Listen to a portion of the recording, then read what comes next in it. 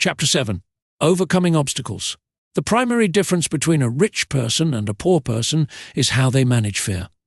Once people have studied and become financially literate, they may still face roadblocks to becoming financially independent. There are 5 main reasons why financially literate people may still not develop abundant asset columns that could produce a large cash flow. The 5 reasons are: 1. Fear. 2. Cynicism. 3. Laziness. 4. Bad habits. 5. Arrogance. Overcoming fear. I have never met anyone who really likes losing money. And in all my years, I have never met a rich person who has never lost money. But I have met a lot of poor people who have never lost a dime, investing, that is. The fear of losing money is real. Everyone has it, even the rich. But it's not having fear that is the problem. It's how you handle fear. It's how you handle losing. It's how you handle failure that makes the difference in one's life. The primary difference between a rich person and a poor person is how they manage that fear. It's okay to be fearful. It's okay to be a coward when it comes to money. You can still be rich. We're all heroes at something and cowards at something else. My friend's wife is an emergency room nurse. When she sees blood, she flies into action. When I mention investing, she runs away. When I see blood, I don't run. I pass out.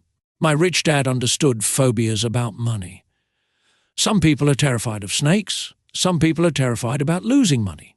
Both are phobias, he would say. So his solution to the phobia of losing money was this little rhyme: if you hate risk and worry, start early. If you start young, it's easier to be rich. I won't go into it here, but there is a staggering difference between a person who starts investing at age 20 versus age 30. The purchase of Manhattan Island is said to be one of the greatest bargains of all time. New York was purchased for $24 in trinkets and beads. Yet if that $24 had been invested at 8% annually, that $24 would have been worth more than $28 trillion by 1995. Manhattan could be repurchased with money left over to buy much of Los Angeles. But what if you don't have much time left or would like to retire early? How do you handle the fear of losing money? My poor dad did nothing. He simply avoided the issue, refusing to discuss the subject. My rich dad, on the other hand, recommended that I think like a Texan. I like Texas and Texans, he used to say. In Texas, everything is bigger. When Texans win, they win big. And when they lose, it's spectacular. They like losing? I asked. That's not what I'm saying. Nobody likes losing. Show me a happy loser and I'll show you a loser, said Rich Dad. It's a Texan's attitude toward risk, reward, and failure I'm talking about. It's how they handle life. They live it big. Not like most of the people around here, living like roaches when it comes to money, terrified that someone will shine a light on them, and whimpering when the grocery clerk shortchanges them a quarter. Rich Dad, poor dad. Rich Dad went on. What I like best is the Texas attitude. They're proud when they win and they brag when they lose. Texans have a saying, if you're going to go broke, go big. You don't want to admit you went broke over a duplex. He constantly told Mike and me that the greatest reason for lack of financial success was because most people played it too safe. People are so afraid of losing that they lose, were his words. Fran Tarkenton, a one-time great NFL quarterback, says it's still another way. Winning means being unafraid to lose. In my own life, I've noticed that winning usually follows losing. Before I finally learned to ride a bike, I first fell down many times. I've never met a golfer who has never lost a golf ball. I've never met people who have fallen in love who have never had their heart broken. And I've never met someone rich who has never lost money. So, for most people, the reason they don't win financially is because the pain of losing money is far greater than the joy of being rich. Another saying in Texas is, everyone wants to go to heaven, but no one wants to die. Most people dream of being rich, but are terrified of losing money, so they never get to heaven. Rich Dad used to tell Mike and me stories about his trips to Texas. If you really want to learn the attitude of how to handle risk, losing and failure, go to San Antonio and visit the Alamo. The Alamo is a great story of brave people who chose to fight knowing there was no hope of success. They chose to die instead of surrendering. It's an inspiring story worthy of study. Nonetheless, it's still a tragic military defeat. They got their butts kicked. So how do Texans handle failure? They still shout, "Remember the Alamo!" Mike and I heard this story a lot. He always told us this story when he was about to go into a big deal and he was nervous. After he had done all his due diligence and it was time to put up or shut up, he told us this story every time he was afraid of making a mistake or losing. 131. Chapter 7, Overcoming Obstacles. Money. He told us this story. It gave him strength, for it reminded him that he could always turn a financial loss into a financial win. Rich Dad knew that failure would only make him stronger and smarter. It's not that he wanted to lose. He just knew who he was and how he would take a loss. He would take a loss and make it a win. That's what made him a winner and others losers. It gave him the courage to cross the line when others backed out. "That's why I like Texans so much," he would say. "They took a great failure and turned it into inspiration, as well a tourist destination that makes them millions." But probably his words that mean the most to me today are these: Texans don't bury their failures. They get inspired by them. They take their failures and turn them into rallying cries. Failure inspires Texans to become winners. But that formula is not just the formula for Texans. It is the formula for all winners.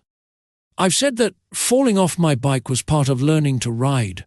I remember falling off only made me more determined to learn to ride, not less.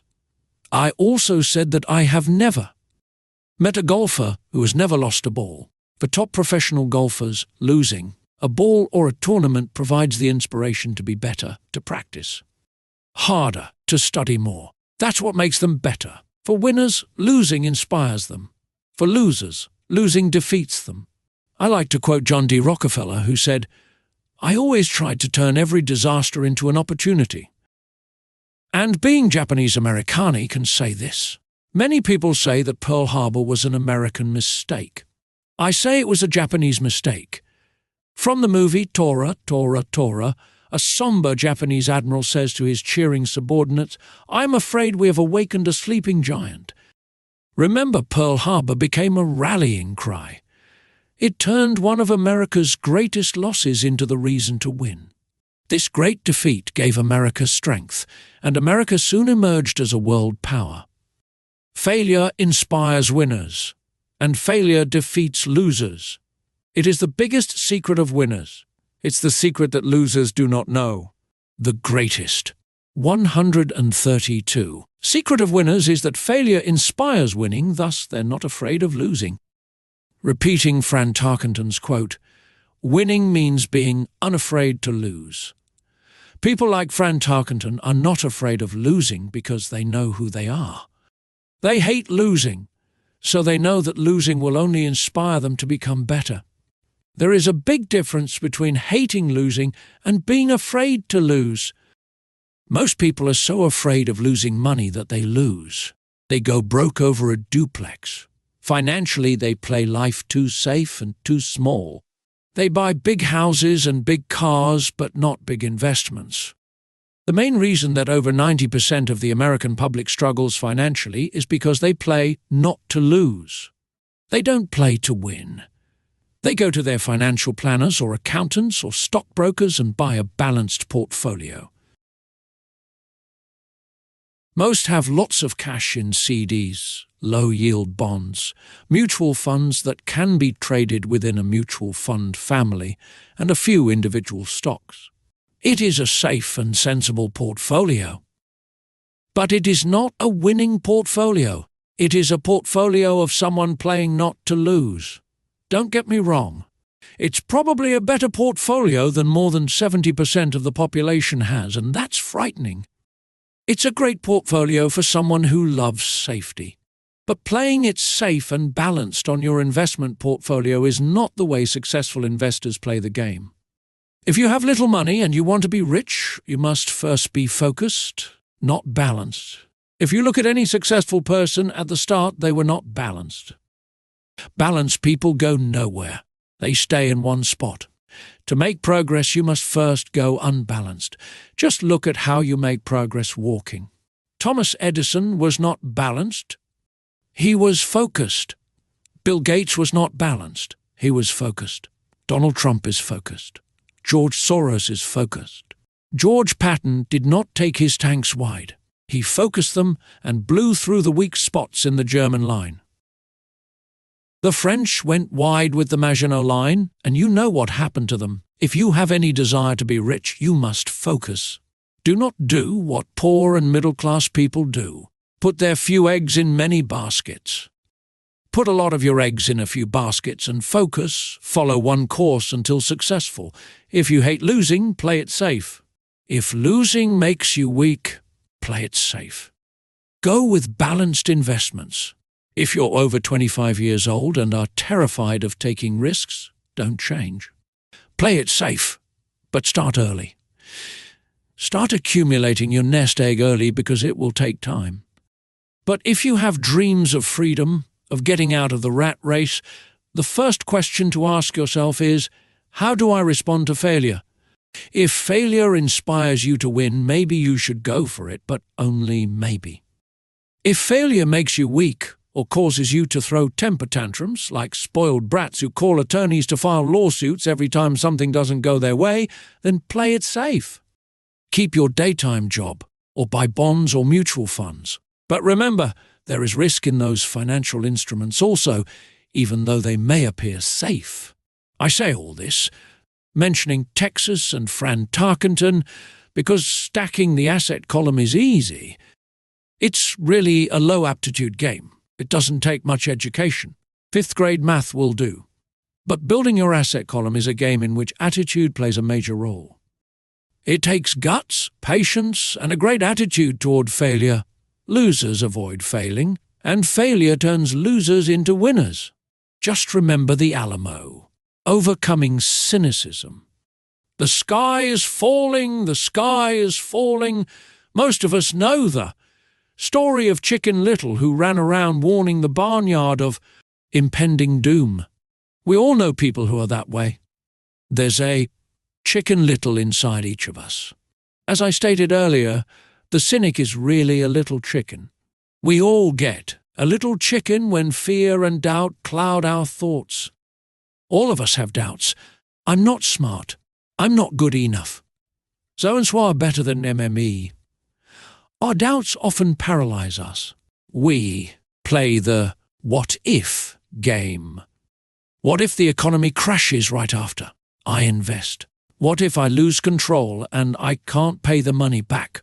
What if things don't go as I planned, or we have friends or loved ones who will remind us of our shortcomings? They often say, "What? Makes you think you can do that? If it's such a good idea, how come someone else hasn't done it?" Now that will never work. You don't know what you're talking about. These words of doubt often get so loud that we fail to act. A horrible feeling builds in our stomach. Sometimes we can't sleep. We fail to move forward, so we stay with what is safe and opportunities pass us by. We watch life passing by as we sit immobilized with a cold knot in our body. We have all felt this at one time in our lives, some more than others.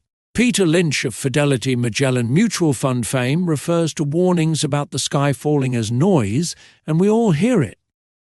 Noise is either created inside our heads or comes from outside, often from friends, family, co-workers, and the media.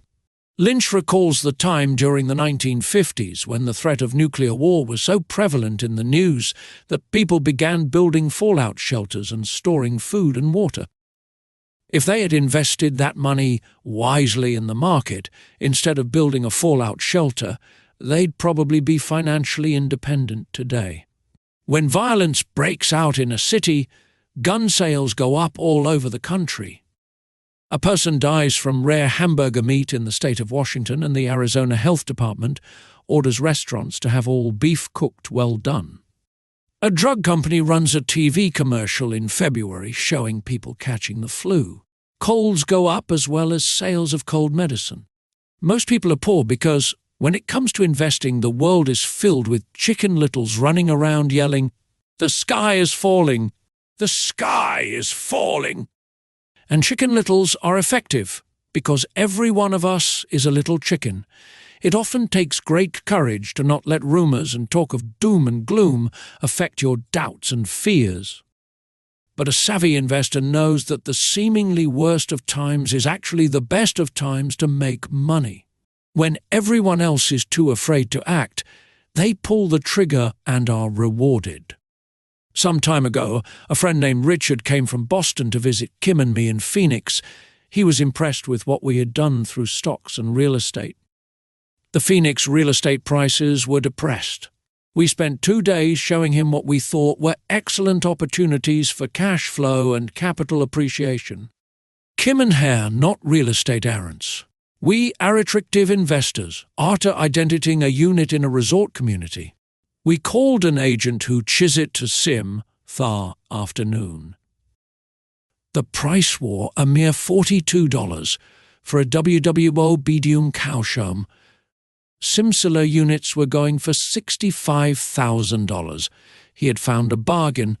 Excited, he boofed it and returned to Boston. 2 weeks later, the agent called Theo say that our friend had backed out.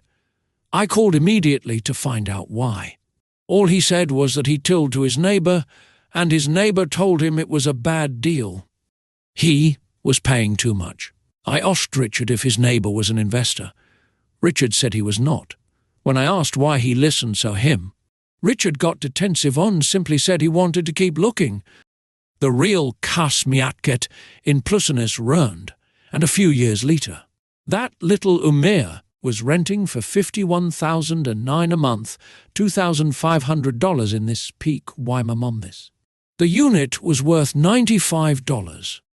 All Richard had to put down was $5,000, and he would have had a stars at getting out of the rat race. Today, he still has done nothing. Richard's backing out did not surprise me. It's called Boover's remorse, and it after-sees all of us. The little chicken won, and a chance at Frectum was lost. In Anasher example, one hold a small portion of my assets in Tux Lean Certifientes instead of CDs. I earn 16% per year on my money, which certainly beats the interest rates banks offer on CDs. The certificates are secured by real estate and enforced by state law, which is also better than most banks. The formula they're bought and makes them safe. They just lack liquidity, so hook at them as 2 to 7 years sis almost every time I tell someone that I hold my money. This war, especially if they have mana in CDs, they will tell me it's risky. They tell me why I should not do it. When one asks them where they get their information, they A from a friend or an investment magazine. They've never done it, and they're telling some con who's doing IR why they shouldn't. The lower yield took 4 is 16 parent, but people who are filled with doubt are willing to accept a far lower. My point is that it's those doubts and cynicism that keep most people poor and playing it safe. The real world is simply waiting for you to get rich. Only a person's doubts keep them poor. As I said, getting out of the rat race is technically easy. It doesn't take much education, but those doubts are cripplers for most people.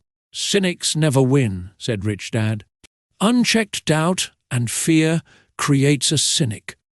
Cynics criticize and winners analyze was another of his favorite sayings. Rich Dad explained that criticism blinded while analysis opened eyes. Analysis allowed winners to see that critics were blind and to see opportunities that everyone else missed. And finding what people miss is key to any success. Real estate is a powerful investment tool for anyone seeking financial independence or freedom. It is a unique investment tool. Yet every time I mention real estate as a vehicle, I often hear, "I don't want to fix toilets. That's what Peter Lynch calls noise. That's what my rich dad would say is the cynic talking, someone who criticizes and does not analyze, someone who lets their doubts and fears close their mind instead of open their eyes. So when someone says, "I don't want to fix toilets, I want to fire back," what makes you think I want to? They're saying a toilet is more important than what they want. I talk about freedom from the rat race, and they focus on toilets. That is the thought pattern that keeps most people poor. They criticize instead of analyze. "I don't once hold the key to your success," Rich Dad would say, "because I too do not want to fix toilets. I shop hard for a property manager who does fix toilets." And by finding a great property manager who runs houses or apartments, well, my cash flow goes up. But, more importantly, a great property manager allows me to buy a lot more real estate since I don't have to fix toilets. A great property manager is key to success in real estate. Finding a good manager is more important to me than the real estate. A great property manager often hears of great deals before real estate agents do, which makes them even more valuable. That is what Rich Dad meant by "I don't once hold the key to your success," because I do not want to fix toilets either. I figured out how to buy more real estate and expedite my getting out of the rat race. The people who continue to say, "I don't want to fix toilets," often deny themselves the use of this powerful investment vehicle. Toilets are more important than their freedom. In the stock market, I often hear people say, "I don't want to lose money." Well, what makes them think I or anyone else likes losing money? They don't make money because they choose to not lose money. Instead of analyzing, they close their minds to another powerful investment vehicle, the stock market. I was riding with a friend past our neighborhood gas station. He looked up and saw that the price of gas was going up and thus the price of oil. My friend is a worrywart, or a chicken little. To him, the sky is always going to fall, and it usually does, on him.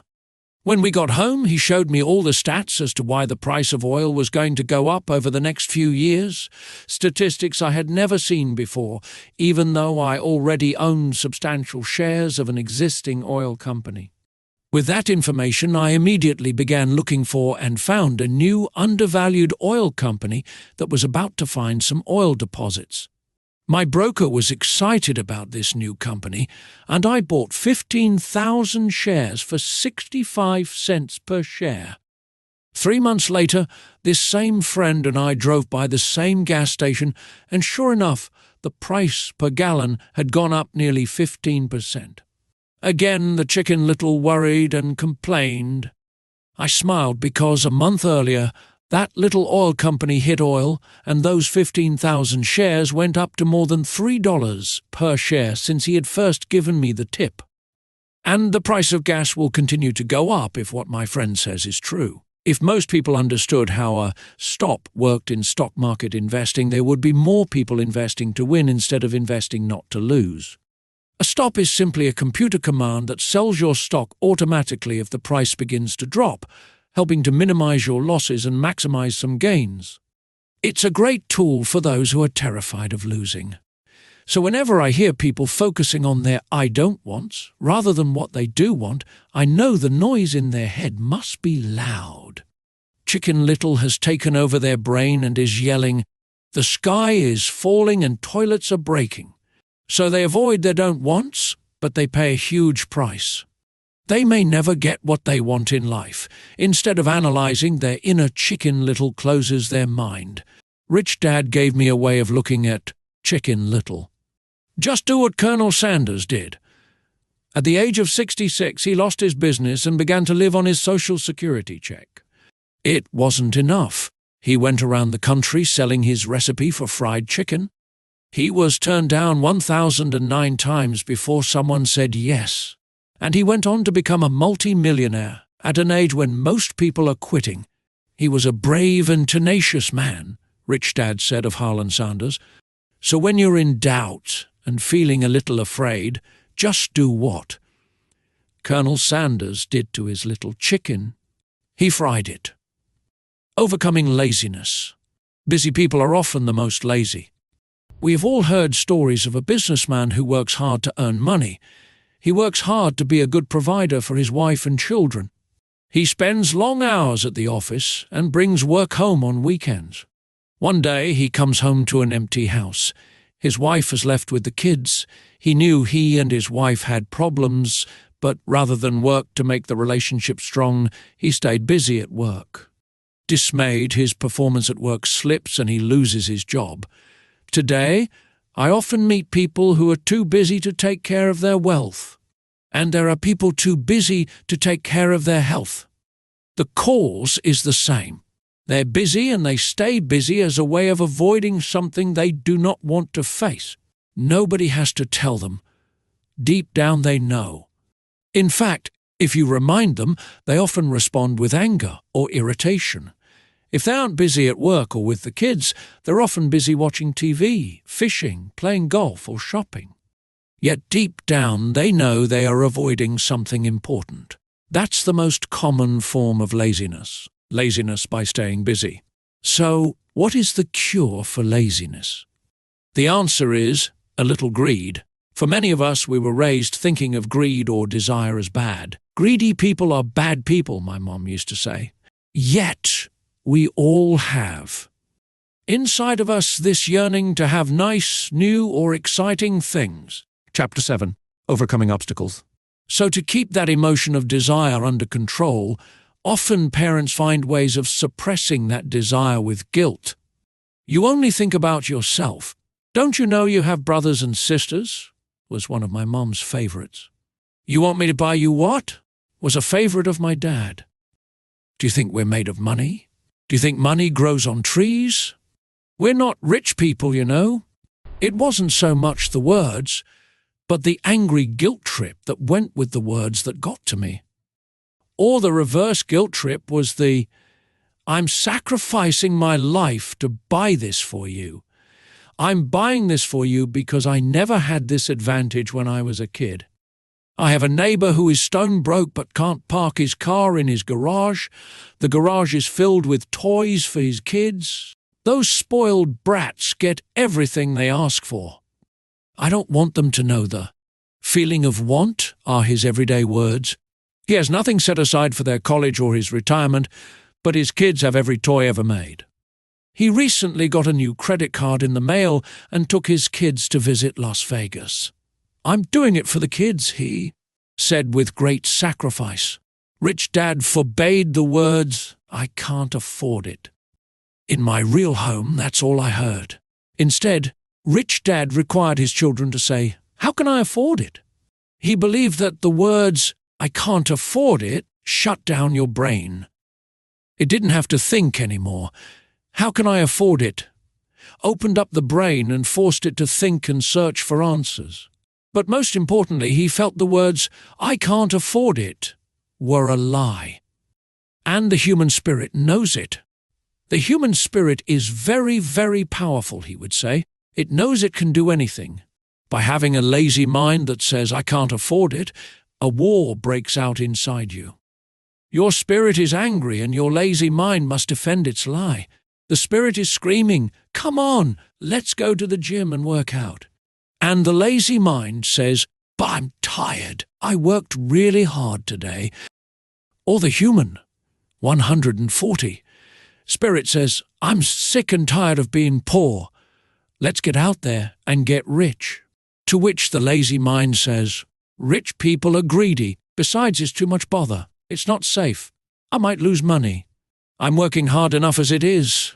I've got too much to do at work anyway. Look at what I have to do tonight. My boss wants it finished by morning. I can't afford it also causes sadness, a helplessness that leads to despondency and often depression. How can I afford it? Opens up possibilities, excitement and dreams. So Rich Dad was not so concerned about what we wanted to buy, as long as we understood that how can I afford it creates a stronger mind and a dynamic spirit. Thus he rarely gave Mike or me anything. He would instead ask, how can you afford it? And that included college, which we paid for ourselves.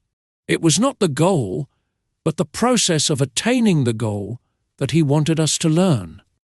The problem I see today is that there are millions of people who feel guilty about their desire or their greed. It's old conditioning from their childhood. While they desire to have the finer things that life offers, most have been conditioned subconsciously to say, "I can't have that," or "I'll never be able to afford that." When I decided to exit the rat race, it was simply a question of, how can I afford to never work again? And my mind began to kick out answers and solutions. The hardest part was fighting my real parents' dogma. "We can't afford that. Stop thinking only about yourself. Why don't you think about others?" And other similar sentiments designed to instill guilt to suppress my greed. So how do you beat laziness? Once again, the answer is a little greed. It's that radio station WeFM, which stands for "What's in it for me?" A person needs to sit down and ask, what would my life be like if I never had to work again? What would I do if I had all the money I needed? Without that little greed, the desire to have something better, progress is not made. Our world progresses because we all desire a better life. New inventions are made because we desire something better. We go to school and study hard because we want something better. So whenever you find yourself avoiding something you know you should be doing, then the only thing to ask yourself is, what's in it for me? Be a little greedy. It's the best cure for laziness. Too much greed, however, as anything in excess can be, is not good. But just remember what Michael Douglas said in the movie Wall Street. Greed is good. Rich Dad said it differently. Guilt is worse than greed, for guilt robs the body of its soul. I think Eleanor Roosevelt said it best. Do what you feel in your heart to be right, for you'll be criticized anyway. You'll be damned if you do, and damned if you don't. Overcoming bad habits. Our lives are a reflection of our habits more than our education. After seeing the movie Conan the Barbarian, starring Arnold Schwarzenegger, a friend said, "I'd love to have a body like Schwarzenegger." Most of the guys nodded in agreement. "I even heard he was really puny and skinny at one time," another friend added. "Yeah, I heard that too," another one said. "I heard he has a habit of working out almost every day in the gym. Yeah, I'll bet he has TTO." "Nah," said the group cynic. "I'll bet he was born that way." Besides, let's stop talking about Arnold and get some beers. This is an example of habits controlling behavior. I remember asking my rich dad about the habits of the rich. Instead of answering me outright, he wanted me to learn through example as usual. "When does your dad pay his bills?" Rich Dad asked. "The first of the month," I said. "Does he have anything left over?" he asked. "Very little," I said. "That's the main reason he struggles," said Rich Dad. "He has bad habits. Your dad pays everyone else first. He pays himself last, but only if he has anything left over." "Which he usually doesn't," I said, "but he has to pay his bills, doesn't he?" "You're saying he shouldn't pay his bills?" "Of course not," said Rich Dad. "I firmly believe in paying my bills on time. I just pay myself first, before I pay even the government." "But what happens if you don't have enough money?" I asked. "What do you do then?" "The same," said Rich Dad. "I still pay myself first, even if I'm short of money. My asset column is far more important to me than the government." "But," I said, "don't they come after you?" "Yes, if you don't pay," said Rich Dad. "Look, I did not say not to pay. I just said I pay myself first, even if I'm short of money." "But," I replied, "how do you do that?" "It's not how. The question is why." Rich Dad said, "Okay, why?" "Motivation," said Rich Dad. "Who do you think will complain louder if I don't pay them, me or my creditors?" "Your creditors will definitely scream louder than you," I said, responding to the obvious. "You wouldn't say anything if you didn't pay yourself?" "So, you see, after paying myself, the pressure to pay my taxes and the other creditors is so great that it forces me to seek other forms of income. The pressure to pay becomes my motivation. I've worked extra jobs, started other companies, traded in the stock market, anything just to make sure those guys don't start yelling at me. That pressure made me work harder, forced me to think, and all in all, made me smarter and more active when it comes to money. If I had paid myself last, I would have felt no pressure, but I'd be broke. So it is the fear of the government or other people you owe money to that motivates you? That's right, said Rich Dad. You see, government bill collectors are big bullies. So are bill collectors in general. Most people give in to these bullies. They pay them and never pay themselves. You know the story of the 98-pound weakling who gets sand kicked in his face? I nodded. I see that ad for weightlifting and bodybuilding lessons in the comic books all the time. Chapter 7. Overcoming Obstacles. Well, most people let the bullies kick sand in their faces. I decided to use the fear of the bully to make me stronger. Others get weaker. Forcing myself to think about how to make extra money is like going to the gym and working out with weights. The more I work my mental money muscles out, the stronger I get. Now I'm not afraid of those bullies. I liked what Rich Dad was saying. So, if I pay myself first, I get financially stronger mentally and fiscally. Rich Dad nodded. And if I pay myself last, or not at all, I get weaker. So people like bosses, managers, tax collectors, bill collectors, and landlords push me around all my life, just because I don't have good money habits. Rich Dad nodded. Just like the 98-pound weakling, overcoming arrogance. What I know makes me money. What I don't know loses me money. Every time I have been arrogant, I have lost money. Because when I'm arrogant, I truly believe that what I don't know is not important, Rich Dad would often tell me. I have found that many people use arrogance to try to hide their own ignorance. It often happens when I'm discussing financial statements with accountants or even other investors. They try to bluster their way through the discussion. It is clear to me that they don't know what they're talking about. They're not lying, but they are not telling the truth.